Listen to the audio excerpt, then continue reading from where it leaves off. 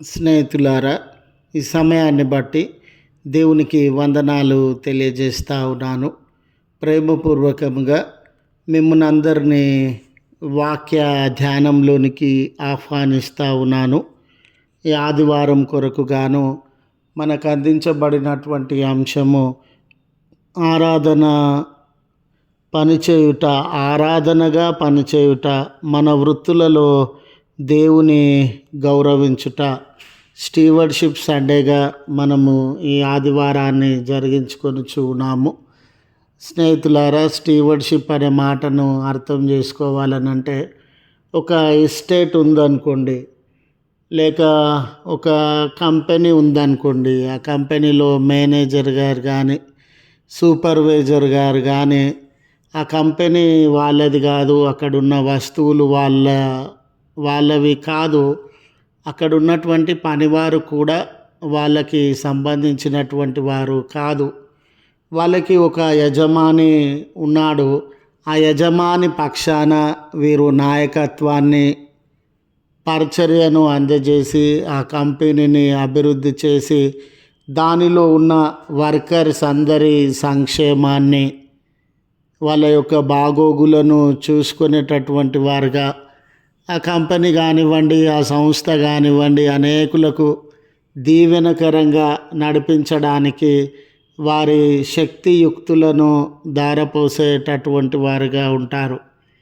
మనది కాని దాని కొరకు మనము నమ్మకత్వంగా పరిచర్యను జరిగించడము, అభివృద్ధి చేయడమే స్టీవర్షిప్లో ఉన్నటువంటి అర్థము.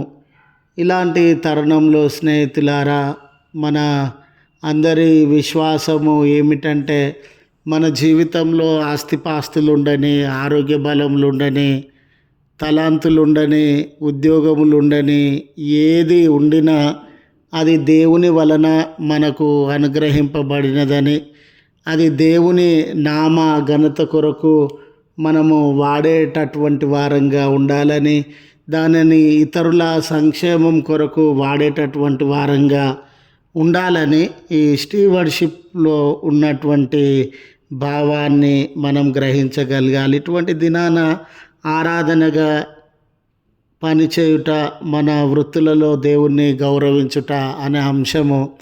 స్నేహితులారా, వర్క్ ఈజ్ వర్షిప్ అన్నారండి. పనియే పూజనీయము.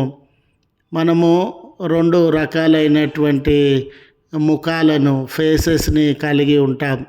ఆరాధన స్థలంలో, దేవాలయంలో చాలా మంచివారంగా, నీతి నియమములు, మంచితనము, విశ్వాసము, విధేయత, కరుణ, జాలి కలిగినటువంటి వారంగా మనము దేవాలయపు పరిసరాలలోనికి రాగానే ఒక కొత్త మనిషిని, కొత్త ముఖాన్ని, కొత్త మాటను కనబరిచేటటువంటి వారంగా ఉంటాం.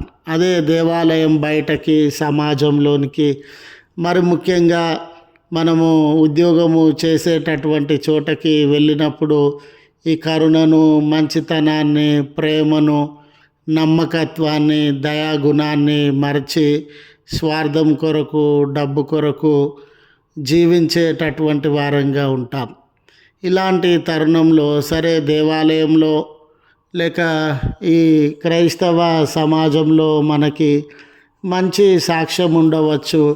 అయితే మనం పనిచేస్తూ ఉన్నటువంటి చోట, ఆయా ఉద్యోగములను మనం చేస్తూ ఉన్నాం కదండి, మన ఆఫీస్లో మనం పనిచేస్తున్నటువంటి చోట ఎలాంటి సాక్ష్యం మనకు ఉండింది అంటే, మంచివారమని ఉండిందా, ఓపిక కలిగిన వారమని ఉండిందా, సహనం కలిగిన వారమని ఉండిందా, నీతిమంతులమని ఉండిందా, సహాయము చేయగలిగినటువంటి వారమని ఉండిందా, లేక డబ్బు మనిషి అండి అనే, లేక కోపిస్టండి, అసూయపరుడండి, ఇలాంటి సాక్ష్యము ఉండిందా?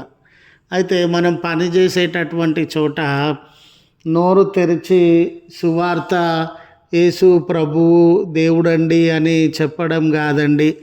మనము పనిచేసేటటువంటి చోట మన ప్రవర్తనను బట్టి, మన యొక్క మంచితనాన్ని, ప్రేమ గుణాన్ని బట్టి అందరూ ప్రభువును అంగీకరించే, అందరూ ప్రభువును గౌరవించే అవకాశము ఉండింది కనుక మనం పనిచేసేటటువంటి చోట దేవుని ప్రేమను, దేవుని యొక్క గుణలక్షణములను, మరి ముఖ్యంగా ఆయన వ్యక్తిత్వాన్ని కనబరిచేటటువంటి వారంగా ఉండాలి.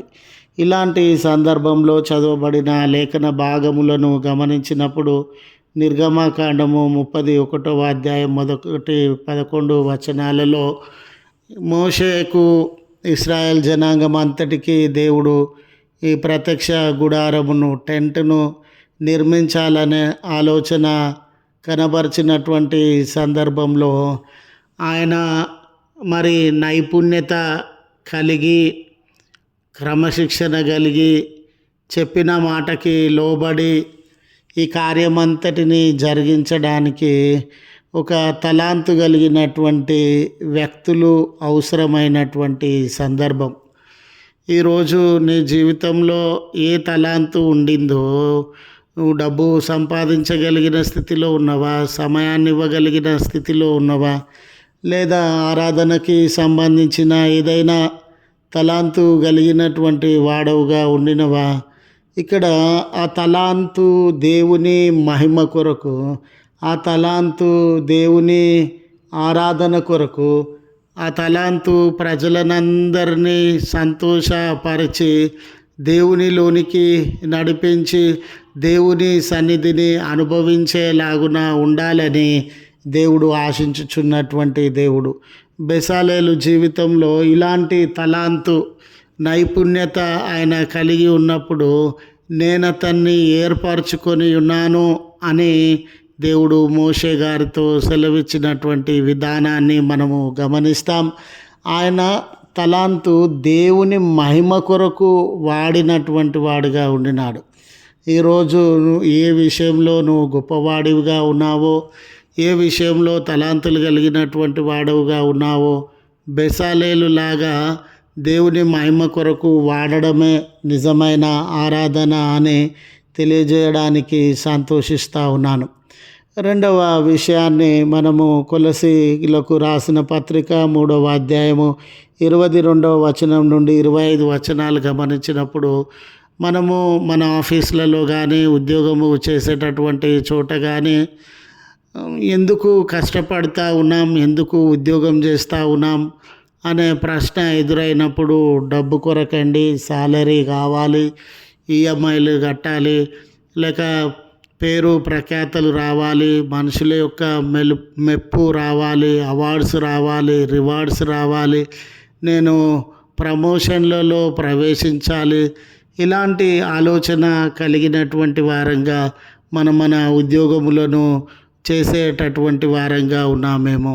అయితే స్నేహితులారా, సమస్తము దేవుని మహిమ కొరకు చేయండి అని దేవుడు మనకు పిలుపును అందించేటటువంటి వాడుగా ఉన్నాడు.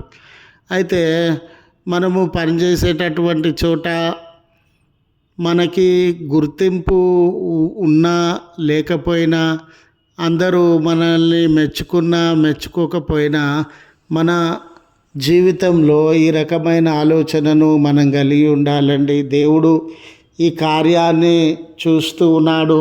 నేను ఏ రీతిగా బాధ్యతలు నెరవేరుస్తూ ఉన్నానో ఆయన గ్రహించి ఉన్నాడు.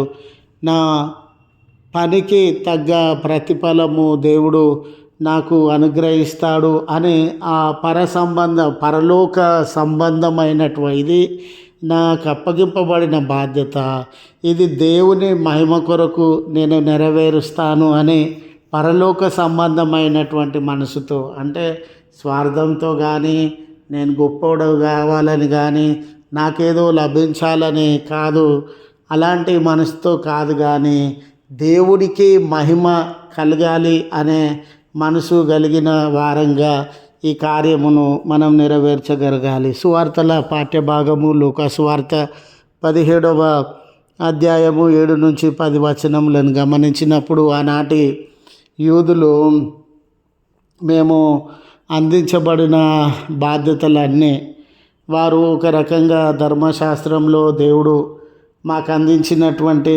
బాధ్యతలన్నిటినీ మేము సక్రమంగా నెరవేరుస్తూ ఉన్నాము అనే ఆలోచన కలిగినటువంటి వారుగా ఉండినారు. కొన్ని పర్యాయాలు మన పనిని మనము సక్రమంగా జరిగించినప్పుడు, ఉన్నతంగా జరిగించినప్పుడు, అందరికంటే గొప్పగా జరిగించినప్పుడు ఒక రకమైనటువంటి గర్వము మనల్ని ఆవరించేటటువంటిదిగా ఉండింది. కొన్నిసార్లు మనం ఏమనుకుంటామంటే ఈ కార్యము నాలాగా చేయగలిగినటువంటి వ్యక్తులు లేరు, నేను లేకపోతే ఈ కార్యము జరిగించబడదు అనే ఆ ఆలోచనలోనికి వెళ్ళిపోయేటటువంటి వారంగా ఉంటాం.